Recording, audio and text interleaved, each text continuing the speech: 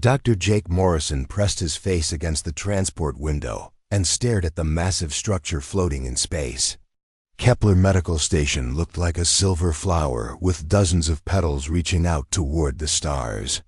Each petal was a wing of the station, and Jake could see tiny lights moving between them. Those lights were other transport ships carrying doctors, nurses, and patients from all over the galaxy. Jake could hardly believe he was here. 6 months ago, he had been working in a small hospital in Chicago, treating broken bones and fixing hearts. Now he was the first human doctor ever accepted into the Galactic Medical Consortium. His hands shook a little as he thought about it. The transport ship docked with a soft bump. Jake grabbed his medical bag and followed the other passengers through the airlock. The moment he stepped into the station, he knew he was somewhere special. The walls were made of some kind of smooth white material that seemed to glow with its own light. The air smelled clean and fresh, like a mountain morning. Back on Earth, other beings walked through the wide halls around him. Jake recognized some species from his training videos. There were tall, thin Centauri with their blue skin and 4 arms. A group of furry Cavaxians rolled past on their 6 legs, chattering in their musical language. Near a wall, a Rimworlder sat quietly, his gray skin marked with the scars that all people from the outer colonies seemed to carry. "Dr. Morrison, I presume?" A voice spoke behind him in perfect English. Jake turned around and saw Centauri walking toward him. She was taller than Jake, which was saying something since he was over 6 feet tall. Her skin was the color of a clear sky, and she wore a white coat that marked her as a doctor. "Yes, that's me," Jake said, extending his hand. The Centauri looked at his hand for a moment, then carefully took it with one of her 4 hands. "I am Chief Medical Administrator Vexka. Welcome to Kepler Medical Station. I will show you our facilities." As they walked, Vexka explained how the station worked. "We serve over 40 species in this sector," she said. "We handle approximately 12,000 patients per day. Our efficiency ratings are the highest in the galaxy." Jake was impressed. The halls were spotless, and everything seemed to run like clockwork. They passed treatment rooms with equipment he had never seen before. Machines that could heal bones in minutes, scanners that could see inside any type of alien body, and computers that could diagnose diseases faster than any human doctor. "This is incredible," Jake said. "You must save so many lives here." Vexka made a sound that might have been agreement. "We save the lives that are worth saving," she said. Jake frowned. "What do you mean?" "You will understand once you see our system in action," Vexka replied. "Come, let me show you our emergency department." They entered a large room filled with activity. Doctors and nurses moved between beds, treating patients of different species. Jake saw a Cavaxian with a broken leg being loaded onto a transport stretcher. Near the wall, a Centauri was receiving treatment for what looked like severe burns. In the corner, Jake noticed a small group gathered around a bed. A young girl lay there, her gray skin marking her as a Rimworlder. She looked to be about 12 years old in human terms. Her breathing was shallow, and Jake's trained eye could see she was badly hurt. "What happened to her?" Jake asked, moving closer. A Centauri doctor looked up from a computer tablet. "Transport accident. 3 broken ribs, internal bleeding, and a damaged lung. Nothing we cannot fix easily." "Then why aren't you treating her?" Jake asked. The doctor looked confused. "Because she is not approved for treatment." "What do you mean, not approved?" Vexka stepped forward. "Dr. Morrison, let me explain our practical medicine protocol. Every patient is evaluated based on 3 factors: the cost of treatment, the probability of successful recovery, and the patient's contribution value to galactic society." Jake stared at her. "Contribution value?" "Yes. Each species has a ranking based on their economic and social importance to the galaxy. Rimworlders are ranked quite low, I'm afraid." The cost of treating this patient's injuries exceeds the allocated medical credits for her species category. Jake felt something cold grow in his chest. So you're just going to let her die? We will make her comfortable, the Centauri doctor said. She will receive pain medication and emotional support until she passes naturally. Jake looked at the girl. Her eyes were open, and she was looking at him with a mixture of fear and hope. She reminded him of his niece back on Earth. No, Jake said quietly. Excuse me? Vexka asked. I said no. Jake moved to the girl's bedside and opened his medical bag. I'm going to treat her. Dr. Morrison, you cannot. The protocol clearly states. I don't care about your protocol, Jake said, pulling out his stethoscope. This is a child, and she's dying. The other doctors gathered around, watching with curiosity rather than alarm. Jake examined the girl. Quickly, her name was Lisa, she managed to whisper. Her internal bleeding was bad, but not fatal if treated quickly. Her lung could be repaired. On Earth, she would be in surgery within 10 minutes. I need to take her to an operating room, Jake announced. That is not possible, Vexka said. She is not authorized for surgical intervention. Jake stood up and faced the administrator. For the first time since arriving at the station, he felt angry. Then I'll do it right here. He turned to the other medical staff. I need surgical instruments, a portable monitor, and whatever you use for anesthesia. On Rimworlders. Dr. Morrison, this is highly irregular, Vexka protested. Maybe on your world, Jake said, starting to set up his equipment. But where I come from, we have a rule. First, do no harm. That means when someone is dying and you can save them, you save them. Lisa grabbed Jake's hand with her small gray fingers. Are you really going to help me? She whispered. Jake smiled at her. I'm going to do everything I can. That's a promise. As Jake began to work, a crowd of medical staff gathered to watch. They had never seen a doctor ignore the protocol before. They whispered among themselves, trying to understand what this human was doing and why. 2 hours later, Lisa was stable. Her breathing was normal, and her vital signs were strong. Jake had repaired her lung and stopped the internal bleeding, using techniques that seemed primitive to the alien doctors but were effective. Remarkable, the Centauri doctor said. I have never seen someone work so hard to save a Rimworlder. Jake cleaned his hands and looked at the assembled medical staff. I didn't work hard to save a Rimworlder, he said. I worked hard to save a little girl. As he walked away from the emergency room, Jake could hear the doctors talking excitedly. Behind him, he had a feeling that his time at Kepler Medical Station was going to be very different from what he had expected. 3 days had passed since Jake saved Lisa, and word had spread through Kepler Medical Station like wildfire. Every alien doctor, nurse, and technician seemed to know about the human who had ignored the protocol. Some looked at him with curiosity, others with confusion, and a few with something that might have been respect. Jake was reviewing patient files in his small office when someone knocked on his door. He looked up to see a young woman with brown hair and tired eyes standing in the doorway. She wore the blue uniform of a station nurse. Dr. Morrison, I'm Kira Valdez. I'm a nurse here on the station. Jake smiled and gestured to a chair. Please come in. It's good to see another human face around here. Kira sat down but looked nervous. She kept glancing at the door as if she was worried someone might see her talking to him. I heard what you did for that Rimworlder girl, she said quietly. Lisa, her name is Lisa. Right, Lisa. Kira took a deep breath. I wanted to thank you for what you did. And I wanted to tell you something important. Jake leaned forward. What is it? I've been working on this station for 8 months, Kira said. I've seen things that made me sick to my stomach. The protocol isn't just about saving money or managing resources. It's much worse than that. She pulled out a small data pad and showed it to Jake. On the screen was a list of species names with numbers next to them. These are the official rankings, Kira explained. Every species in the galaxy is given a number from 1 to 10. The Zentari and Cavaxians are 10s.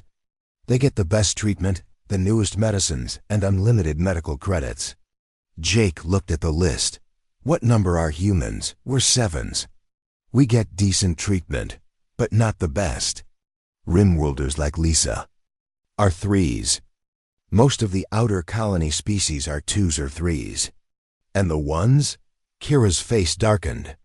The 1s are supposed to be extinct, but they're not. There are refugee camps full of species that are marked as 1s. They're not allowed any medical treatment at all. When they get sick or injured, they're given something to make them comfortable, and then they die. Jake felt that cold feeling in his chest again, but this time it was anger. How many people are we talking about? Thousands. Maybe tens of thousands. There are entire sections of this station that are off limits to most staff. That's where they keep the 1s and some of the 2s when they're too sick to be useful anymore. Jake stood up and began pacing around his small office. This is genocide. I know, but what can we do? I'm just a nurse, and you're just one doctor. The whole galaxy runs on this system. Jake stopped pacing and looked at Kira. Have you documented any of this? Some, but I've been careful. If they catch me, they'll send me back to Earth and blacklist me from ever working in space again. We need evidence, Jake said. Real evidence. Medical records, treatment denials, everything. Before Kira could respond, an alarm started blaring throughout the station. Red lights flashed in the corridors, and an announcement echoed through the halls in multiple languages. All medical personnel report to emergency stations. Multiple casualties incoming. This is not a drill. Jake and Kira ran toward the emergency department. The halls were filled with doctors and nurses rushing in the same direction. When they reached the main treatment area, Jake saw organized chaos. Dozens of injured beings were being brought in on stretchers. What happened? Jake asked a passing technician. Transport accident, the technician replied without stopping. 2 ships collided near the mining station in the Vega system. Over 100 casualties. Jake watched as the injured were brought in and sorted. The process was sickeningly efficient. Zentari and Cavaxian patients were immediately taken to the best treatment rooms. Other higher-ranked species were directed to secondary areas. The lower-ranked species were placed in a separate section near the back of the department. Watch, Kira whispered to Jake. This is how triage really works here. Jake saw Zentari doctors examining the higher-ranked patients carefully, running every test possible to ensure they received perfect care. Meanwhile, the lower-ranked patients were being given quick examinations and then sedated. Why are they sedating them? Jake asked. Comfort care, a Zentari doctor said, overhearing the question. Their injuries are too severe for cost-effective treatment. We will keep them comfortable until they pass. Jake moved closer to examine one of the sedated patients. It was a Rimworlder man, maybe 40 years old in human terms. His injuries were serious but definitely treatable. He had a broken arm, some cuts, and what looked like a concussion. Nothing that would be fatal with proper care. This man could be saved easily, Jake said. The Zentari doctor checked his tablet. His treatment would cost approximately 3,000 medical credits. His species allocation allows for a maximum of 500 credits per individual. It is not economically viable. So you're going to let him die to save money? We are managing our resources efficiently, the doctor replied. If we spent 3,000 credits on one Rimworlder, we could provide basic care for 6 other low-ranked individuals. Jake felt his hands clench into fists. Or you could treat them all. Impossible. Our budget is fixed. Jake looked around the emergency department. There were dozens of patients who had been written off as too expensive to save. Men, women, and children from species that the galaxy had decided weren't worth the cost of medical care. He made a decision. Jake walked over to the supply cabinets and began gathering equipment. Kira followed him. "What are you doing?" she asked. "I'm going to treat them," Jake said. "All of them." "Jake, you can't. You'll get in trouble." "I'm already in trouble just for being human in a galaxy that thinks some lives are worth more than others." Jake moved to the first sedated patient, the Rimworlder man with the broken arm. He began to wake the man up and examine his injuries. "Properly, sir," he said gently. "My name is Dr. Morrison. I'm going to take care of you." Other medical staff began to notice what Jake was doing. Some watched with curiosity, others with alarm. Vexka appeared at Jake's side within minutes. "Dr. Morrison, what do you think you are doing?" "My job," Jake replied without looking up from his patient. "I'm treating people who need medical care. These patients are not approved for treatment." "Then approve them." "It is not that simple. The protocol exists for good reasons." Jake finally looked up at Vexka. "Really? Tell me one good reason why this man should die when I can save him with 20 minutes of work and some basic supplies." Vexka opened her mouth to respond, then closed it again. Around them, other doctors and nurses had stopped working to listen to the conversation. "The system maintains order," she finally said. "The system maintains murder," Jake replied. "And I won't be part of it." He turned back to his patient and continued working. Behind him, he could hear Vexka speaking quickly into her communication device, probably calling for security or higher administrators. Jake didn't care. He had work to do. Jake spent the next 6 hours treating patients who had been marked for comfort care.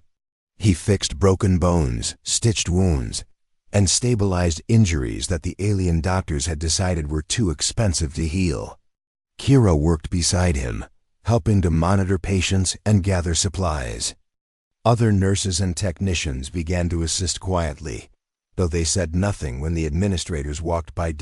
By the time Jake finished, 17 patients who were supposed to die were stable and recovering.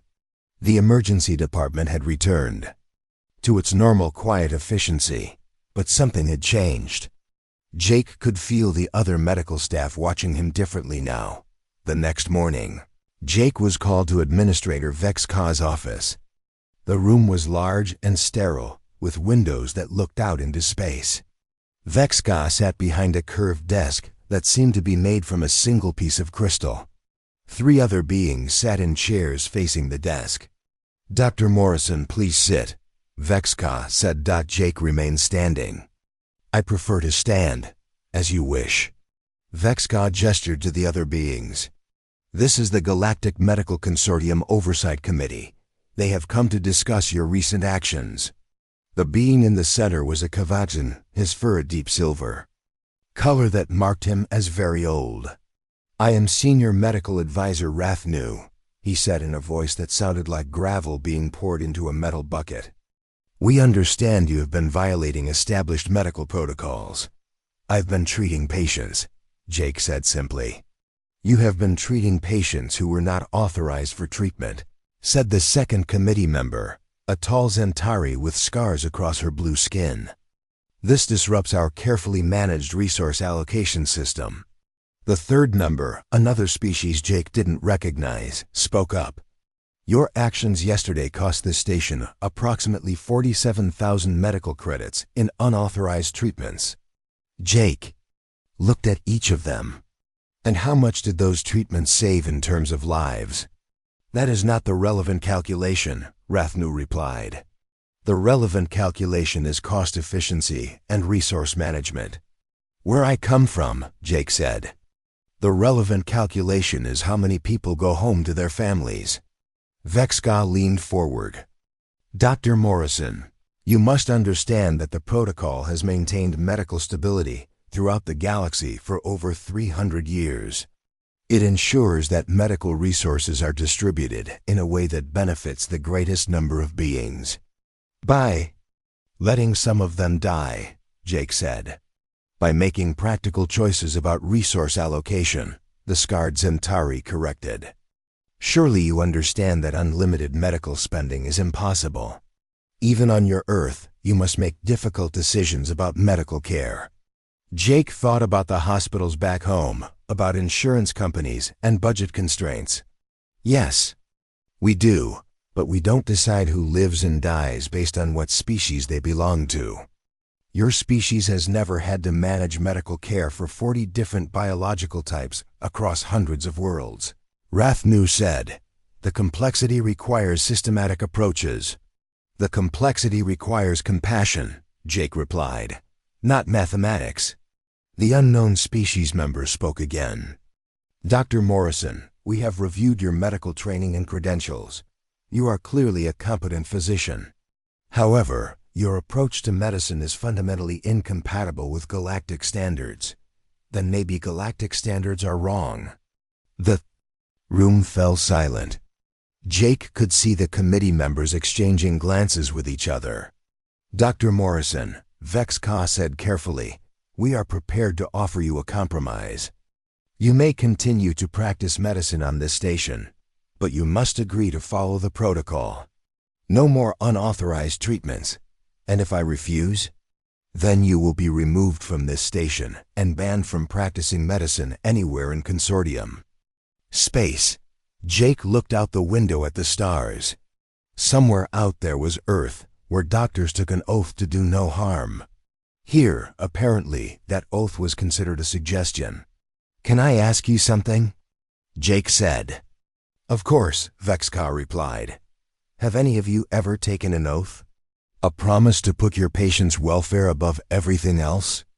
"Medical oaths are ceremonial traditions," Rathnew said dismissively. "They have no practical application in modern medicine." Jake reached into his pocket and pulled out a small worn card. "This is a copy of the Hippocratic Oath. I carry it with me everywhere," he read from the card.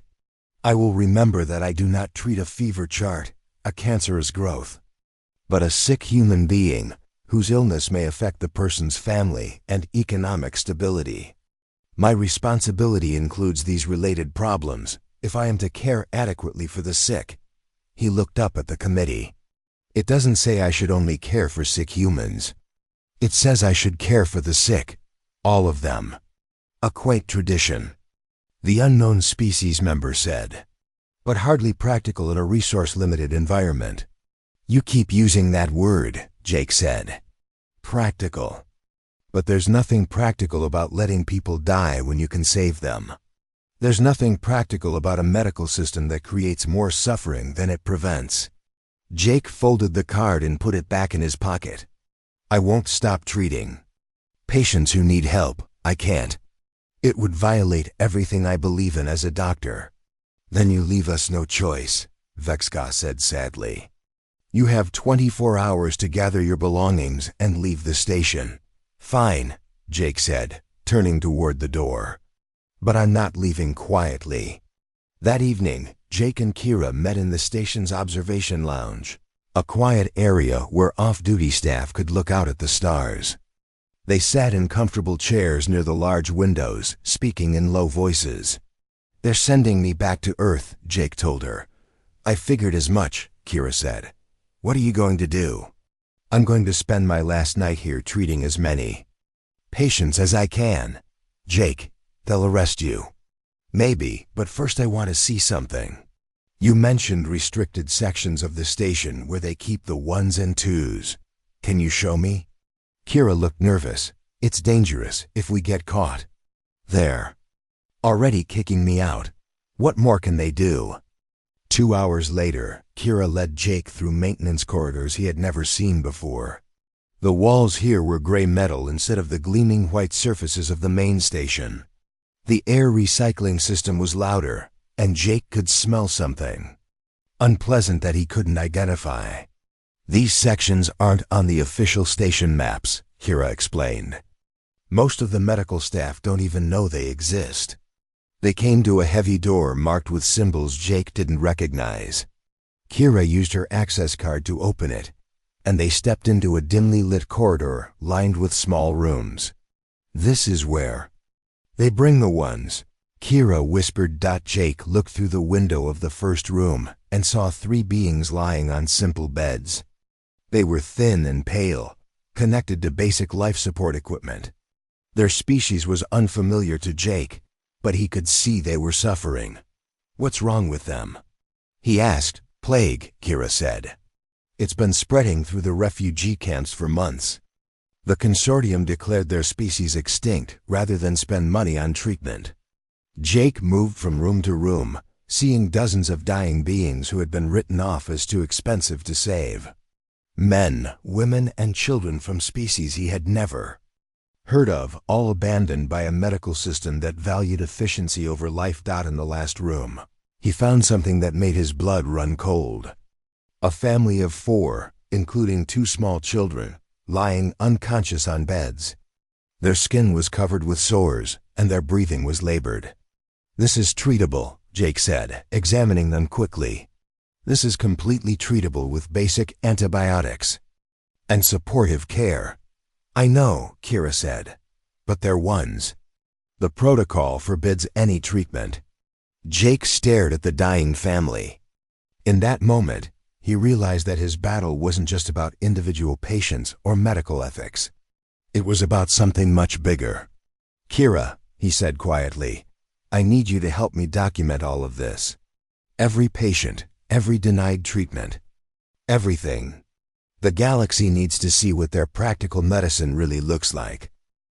Jake had 6 hours before his scheduled departure from Kepler Medical Station. Instead of packing his belongings, he was setting up a medical clinic in the abandoned cargo bay that Kira had shown him. Word had spread quietly through the stations. Lower-level staff and beings from the restricted sections were being brought to him one by one. "This is crazy," Kira whispered as she helped Jake arrange makeshift beds. "If they catch us, we'll both be in serious trouble. They're already sending me home," Jake replied, checking his supplies. "And you can claim I forced you to help me." "I'm not going to do that." Jake looked at her. "Kira, you have a career here. Don't throw it away for this." "Some things are more important than careers," she said, echoing his own thoughts from the past week. Their first patient was one of the children from the plague family Jake had seen in the restricted ward. The little girl was barely conscious, her small body racked with fever. Jake had managed to get antibiotics from the station's supply room, though he knew it would be discovered soon. "What's her name?" Jake asked the adult who had brought her. "Zira," the being replied in broken galactic standard. "She is my daughter. The doctors say she will die soon." "Not if I can help it," Jake said, starting in 4 line. "She's going to be fine." As Jake worked, more patients arrived. Beings from species he had never seen before, all suffering from treatable conditions that the protocol deemed too expensive to address. A young man with a broken spine that could be repaired with proper surgery. An elderly woman with heart problems that could be managed with medication. A teenager with burns that needed skin grafts. Jake lost track of time as he moved from patient to patient. His training kicked in, and he found himself working faster and more efficiently than he ever had before. Every technique he had learned, every procedure he had practiced, was put to use in the cramped cargo bay. "Dr. Morrison," a voice called from the entrance. Jake looked up to see Administrator Vexka standing in the doorway, flanked by 2 security officers. Her blue face was hard to read, but Jake thought he saw disappointment rather than anger. "I should have expected this," Vexka said, stepping into the makeshift clinic. "Probably," Jake agreed, not stopping his work on the patient in front of him. "You were ordered to cease unauthorized medical activities." "I was ordered to follow a system that violates everything I believe in as a doctor." Jake finished suturing a wound and moved to the next bed. "I chose to follow my oath instead." Vexka walked among the patients, looking at each one. These beings were deemed too resource-intensive for treatment. These beings were sentenced to death because of their species, Jake corrected. That's not medicine. That's discrimination. It is practical resource management. Jake finally stopped working and faced her directly. Vexka, can I ask you something personal? The administrator seemed surprised. I suppose. Why did you become a doctor? To help maintain medical efficiency throughout the galaxy. That's not what I asked. I asked why you became a doctor. What made you want to heal people? Vexka was quiet for a long moment. When I was young, my brother was injured in an accident. A doctor worked for hours to save his life, even though the chances were very small. And that doctor inspired you? Yes, Jake gestured to the patients around them. That doctor didn't calculate the cost-effectiveness of saving your brother. She didn't check his species ranking or his contribution value. She saw someone who needed help, and she helped him. That was different. My brother was a Zentari. So, his life mattered more because of what species he was born into. Vexka didn't answer immediately. Jake could see her looking at the patients again, this time more carefully. The system works, she said finally, but her voice sounded less certain than before. Does it? Jake asked. Look around you. These people are dying not because they can't be saved, but because someone decided their lives aren't worth the cost of saving them. How is that working? Before Vexka could respond, an alarm began blaring throughout the station. Not the medical emergency alarm Jake had heard before, but something different. Something that sounded urgent and dangerous. All personnel to emergency. Stations, a voice announced over the station's communication system. Core breach in progress. This is not a drill. Vexka immediately activated her communication device. This is Administrator Vexka. What is the situation? Core containment failure in Section 7, came the reply. We have multiple casualties, and the situation is deteriorating rapidly. Jake knew about the station's power core. It was located in the center of the station, surrounded by the most important facilities.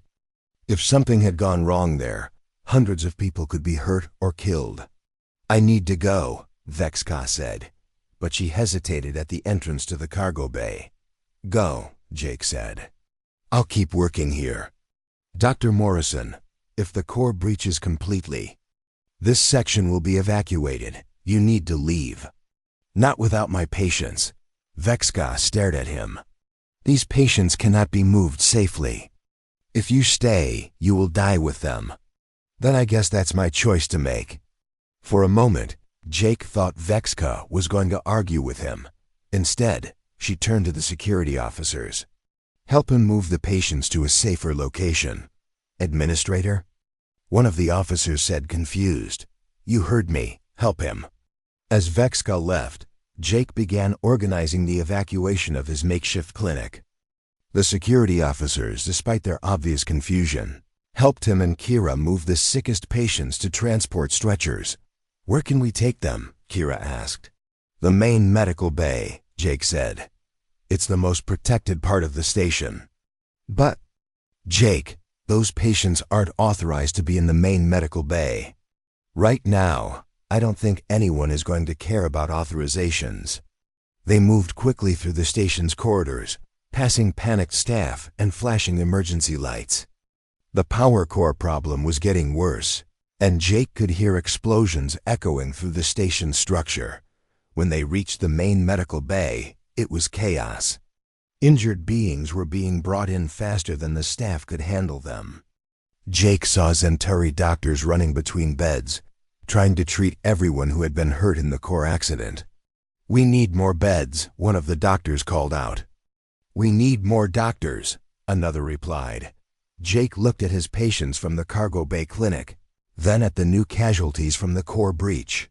The main medical bay was treating everyone without checking their species rankings or authorization. Codes. In the face of immediate disaster, the protocol had been temporarily forgotten. Kira, Jake said, help me get our patients set up in the corner. Then we're going to help with the new casualties. But you're not authorized to work in the main medical bay, Jake smiled grimly. "I'm not authorized to do a lot of things, but people are dying, and I'm a doctor." He rolled up his sleeves and walked toward the nearest bed where a Cavaxian engineer was bleeding from multiple injuries. As Jake began to work, he noticed something remarkable happening around him. The alien doctors were so overwhelmed that they had stopped caring about protocols and rankings. They were treating whoever needed help most urgently, regardless of species or status. For the first time since arriving at the station, Jake saw galactic medicine working the way medicine was supposed to work, but he also knew it wouldn't last. Once the emergency was over, the protocol would be back in force, and beings would go back to dying based on calculations instead of medical need. That's when Jake realized what he had to do. The galaxy needed to see this. They needed to see how their medical system worked when doctors actually focused on saving lives, instead of managing resources as he worked to save a young Rimworlder who had been caught in the core explosion. Jake began planning his next move. His time on Kepler Medical Station was almost over, but his fight against the protocol was just beginning. Jake worked for 36 hours straight during the core breach emergency. He lost count of how many lives he saved, but he remembered every face. A Zentari child with severe burns. An elderly Cavaxian engineer with internal injuries. Dozens of Rimworld colonists and other low-ranked species who would normally have been given comfort care and left to die. During those 36 hours, something remarkable happened. The other doctors stopped checking their tablets for species rankings and credit allocations. They stopped calculating whether patients were worth saving. They just saved whoever they could, as fast as they could. When the emergency finally ended and the core was stabilized, the medical bay fell quiet except for the soft sounds of recovering patients. Jake sat in a corner, exhausted but satisfied. Around him, beings from every species were healing together, regardless of their official rankings.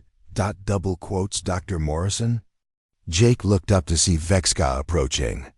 She looked tired too, and her usually perfect uniform was wrinkled and stained. "Administrator," Jake said, starting to stand. "Please don't get up." Vexka sat down beside him. "I wanted to thank you." "For what?" "During the emergency, I watched you work. I watched you save beings that our system had written off as not worth saving, and I realized something." Jake waited for her to continue. "I realized that somewhere along the way, I had forgotten why I became a doctor. I had become so focused on managing resources and following protocols that I had stopped seeing patients as people." Jake nodded. "It's easy to do when the system pushes you that way." "The system is wrong," Vexka said quietly. "I can see that now, but changing it won't be easy. The protocol has been in place for centuries. It's supported by governments and medical institutions across the galaxy. Then we'll have to show them a better way." Vexka looked at him curiously. "We?" Before Jake could answer, commotion near the medical bay entrance caught their attention. A group of people in Earth Federation uniforms were walking through the doors, led by a middle-aged woman with graying hair and sharp eyes, Dr. Alina Ross. The woman said, extending her hand to Jake, "Earth Colonial Medical Authority, we need to talk." Jake shook her hand, confused. "How did you get here so fast? Earth is 3 weeks away." "We were already en route," Dr. Ross explained. "We've been monitoring the situation here through Nurse Valdez's reports. When we heard about the emergency and your creative approach to medical care, we decided to make this an official visit." Jake glanced at Kira, who was standing nearby with a slightly guilty expression. "You've been reporting to Earth?" he asked. "Someone had to document what was happening here," Kira said. "The galaxy needs to know the truth about the protocol." Dr. Ross nodded. "What we've learned about galactic medical practices is deeply disturbing. The systematic denial of care based on species rankings violates every principle of medical ethics that humanity holds dear." "So what are you going to do about it?" Vexka asked. We're withdrawing from the Galactic Medical Consortium, Dr. Ross announced. Effective immediately, human medical personnel will no longer operate under the protocol. We're establishing an independent medical network based on human principles. Jake felt a mix of excitement and concern. That's a bold move. But how will you treat alien patients without consortium support? We're hoping we won't have to do it alone, Dr. Ross said, looking meaningfully at Vexka. The administrator was quiet for a long moment, looking around the medical bay where patients from every species were recovering side by side. The Consortium Council will not approve of what you're proposing, she said finally. We're not asking for their approval, Dr. Ross replied. We're offering an alternative. Any medical professional who wants to practice real medicine instead of resource management is welcome to join us. And any government that wants their people to receive the best medical care possible, regardless of their species, can work with us instead of the consortium. Jake added. Vex-Ka stood up and walked to the window that looked out into space. In the distance, Jake could see the lights of cargo ships and passenger transports, carrying people from dozens of worlds. Do you know what will happen if this works? Vexka asked without turning around. What? Jake asked. The species that the consortium has been neglecting, the ones ranked as 2s and 3s and 1s. They provide most of the labor that keeps the galaxy running. If they start receiving proper medical care, if they stop dying from treatable diseases, their populations will grow. Their societies will become stronger. And that's a bad thing? Dr. Ross asked. Vex-Ka turned back to face them. Not bad, revolutionary. The entire power structure of the galaxy is based on the assumption that some species are more valuable than others. If you prove that's not true, if you show that every species deserves the same level of medical care, you'll be challenging thousands of years of galactic civilization. Jake smiled. Good. 3 months later, Jake stood in the main corridor of what had once been the restricted section of Kepler Medical Station. The gray walls had been painted white, and the dim lighting had been replaced with the same bright illumination used in the rest of the station. Where there had once been dying patients hidden away from view, there were now bustling treatment rooms and recovery wards. The sign above the entrance read, Deathworld Medical Center in dozens of languages. Below that, in smaller text, was the motto Jake had insisted on: first, do no harm. Dr. Morrison, a voice called behind him. Jake turned to see Lisa, the young Rimworlder girl he had saved on his first day at the station. She was healthy now, her gray skin bright and her eyes clear. She worked as a translator in the medical center, helping doctors communicate with patients from her home worlds. There's a transport arriving with refugees from the Vega mining disaster, she said. The consortium hospitals turned them away because they couldn't pay for treatment. How many? Jake asked. 43. Mixed species, mostly 1s and 2s, Jake nodded. Get them set up in Ward 7. I'll be there in a few minutes. As Lisa hurried away, Jake felt a hand on his shoulder. He turned to see Vexka, who now served as the center's chief administrator. Any regrets? She asked. Jake looked around at the busy medical center. Through the windows of the treatment rooms, he could see human and alien doctors working side by side, treating patients based on their medical needs rather than their species rankings. In the pediatric ward, children from a dozen different worlds played together, while they recovered from injuries and illnesses that would have been considered too expensive to treat under the old system. None, Jake said. How about you? None, Vexka replied. Though I do wonder what would have happened if you had just followed the protocol like you were supposed to. Jake thought about all the lives that had been saved since the center opened. He thought about the other medical facilities that had started operating under the same principles, and the governments that had begun questioning why their citizens were receiving different levels of care based on their species. If I had followed the protocol, Jake said, A lot of good people would be dead right now.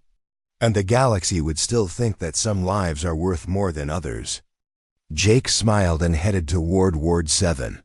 He had patients to treat, and for the first time since arriving in space, he could do it without compromising his oath.